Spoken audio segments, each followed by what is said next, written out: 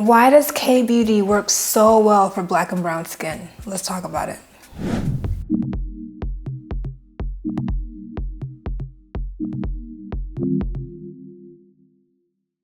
So you've seen it everywhere. Korean beauty products are literally everywhere. I can't say enough how much I love K-beauty and what it's done for my skin over the years. But why is it so damn good?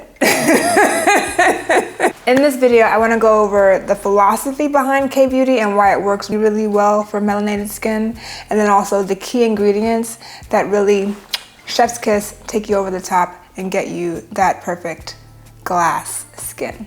So before we even go into the philosophy of K-beauty, let's talk about the issue. The issue is that melanated skin is beautiful. Growing up as a teenager, I remember the times when you had acne, you had other trauma to the skin, and the first thing that you were seeing on the advertisements was how to attack acne at the core. And so I literally tried everything that you could to attack the acne at the core. Toothpaste to the more elite stuff, and even the subscriptions that you could buy that again would provide you products that would attack your acne. But then I'd get the acne, and then after the acne I'd have this dark spot where the acne used to be. And it got to the point where I had an entire forehead that was dark, dry, and flaky because I was attacking the acne from the very beginning. And so it was this horrible, horrible cycle. And if you were like me, then you too have had issues where you had the acne, it was already like, what the hell, right? And then you attack it, and then something pops up called post-inflammatory hyperpigmentation, PIH. So that's the cycle that I remember very well, and I think that we as teens who are very much into Teen Vogue and Cosmo Teen and all the magazines that no longer exist, I don't think, or at least not in paper form, were saying were the best ways to deal with acne-prone skin or skin that had issues. You may have not had the bad, dry, flaky, hyperpigmented spots that I had, but to the degree that I had it, but I'm sure it was an issue for you too. And if it wasn't, God bless you, because I'm envious. But I'm sure you heard some pretty bad horror stories. And that's truly been the issue with skincare in the Western world.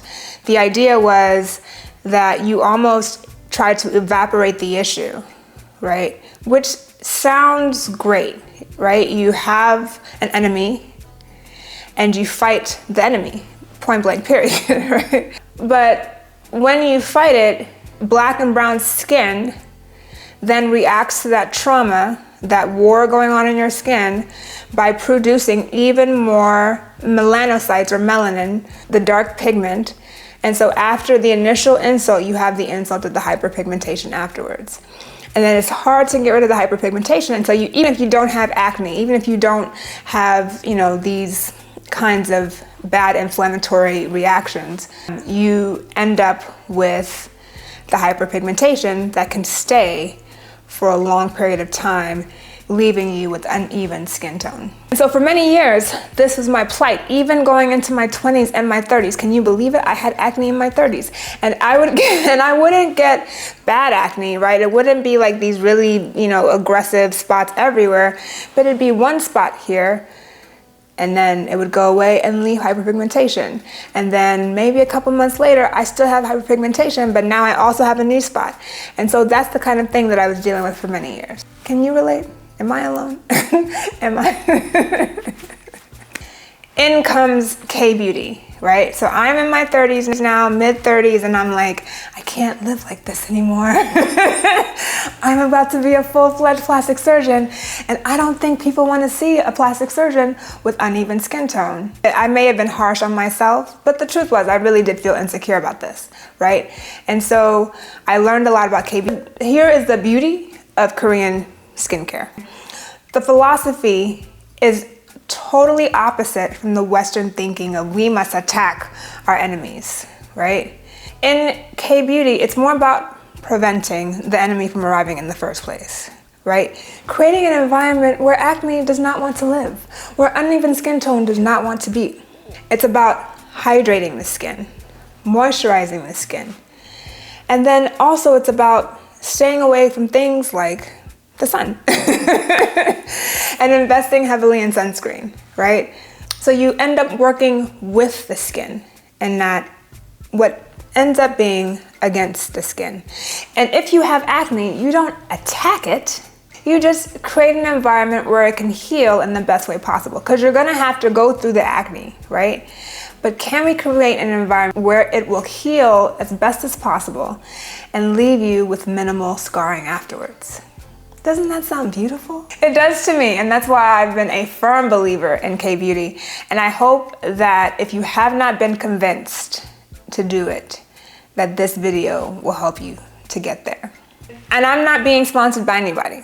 So these are truly my free thoughts on why Korean skincare is still the best in my opinion. And did I mention that it's cheaper?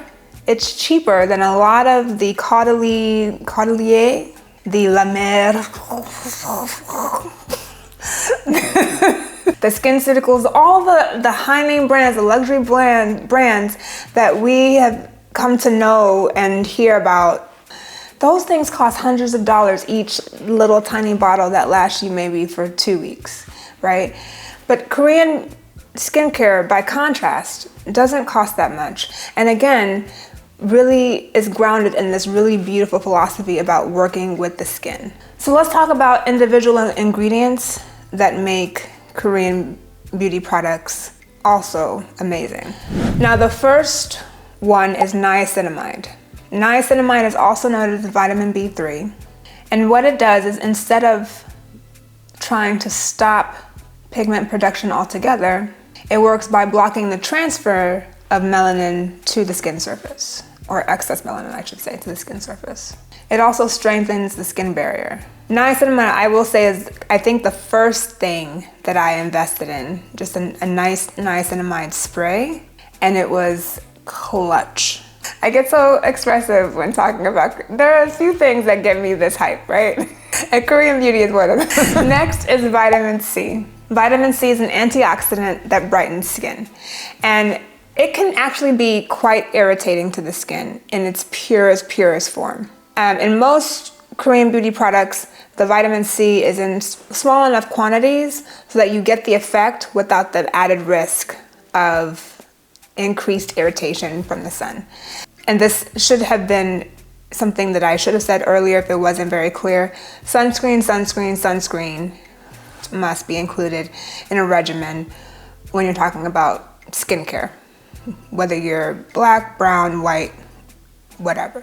That's always going to be the last thing you do before you go outside, before you are finished with your morning or your evening routine. Products are the other ingredients that I think are amazing, and I want to make sure that you see when you look at the ingredient. Rice water and rice extract. Fermented rice water is packed with antioxidants that gently even out skin tone. Licorice root extract is another ingredient that's amazing. It's a natural skin brightener, and it's also good as an anti-inflammatory product or anti-inflammatory ingredient, and so it can calm irritated skin while also brightening the skin. Now, if you have things that are a little tougher to treat, like melasma or really deep hyperpigmentation, then you can try some of the more potent products or potent ingredients that I'm about to name. And these you typically find in spot serums. So again, serums that you're just using on tiny spots where you see a really bad hyperpigmented. Tranexamic acid and alpha-arbutin are both great ingredients to look for in spot serums when you're dealing with difficult areas that are otherwise really tough to treat. And then lastly, from my animals, we have snail mucin, which I personally love and use every night, and propolis. So snail mucin, self-explanatory name, it's really great for hydrating the skin and then repairing any damage to the skin barrier. Propolis is a byproduct of bees, and byproducts of bees, honey included, are typically anti-inflammatory and have some components of antibacterial property as well. So those are the key ingredients. I always say the products themselves don't matter, but I would say look for those ingredients in the ingredient list of your favorite or your newly favorite, will be favorite K-beauty product. This is not the video where I tell you how to put this all together.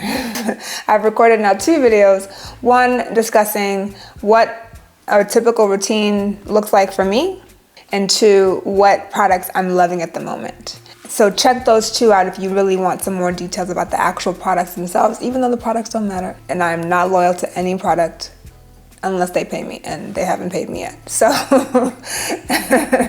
but the routine I think is actually really good. But again, it's not what I think, it's not my love for K-beauty. It's not all about me. What has been your experience with K-beauty? What go-to product would you say is the game changer for you? Leave your comments and your questions below. As always, love you lots. Oh wait, and subscribe. Please do that. And as always, love you lots, and bye for now.